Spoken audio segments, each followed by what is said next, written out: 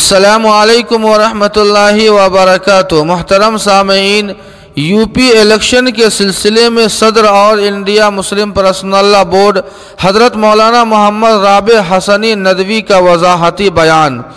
آل India Muslim personal لا board کے صدر حضرت مولانا سید محمد رابع حسنی ندوی صاحب نے اپنے وضاحتی بیان میں فرمایا کہ فروری 2022 میں اتر پردیش میں الیکشن ہے، اس کی گہما گہمی بھی شروع ہو گئی ہے۔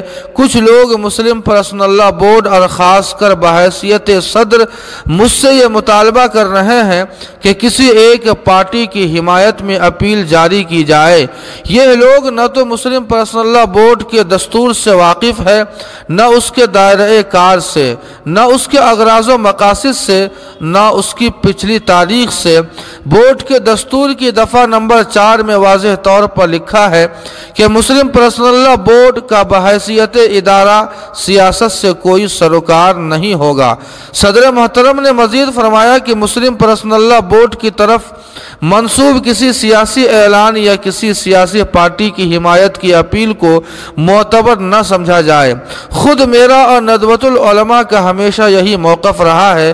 یہ الگ بات ہے کہ الیکشن کے موقع پر افواہوں کا بازار گرم ہو جاتا ہے اور جھوٹے اور فرضی بیانات سے لوگوں کو گمراہ کیا جاتا ہے۔ ایسے لوگوں سے ہوشیار رہنے کی ضرورت ہے، ان کو پہچانیے اور دھوکہ نہ کھائیے۔ ساتھ ہی آپ نے یہ بھی فرمایا کہ ووٹ دینا آپ کا جمہوری حق ہے، کس کو چننا ہے یہ فیصلہ خود آپ کو کرنا ہے۔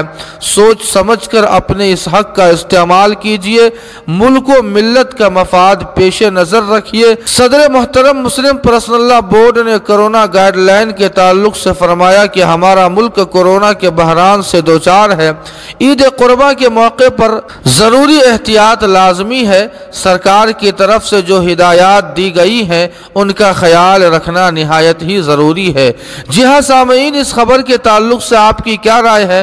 کمنٹ کر کے ہمیں ضرور بتائیں۔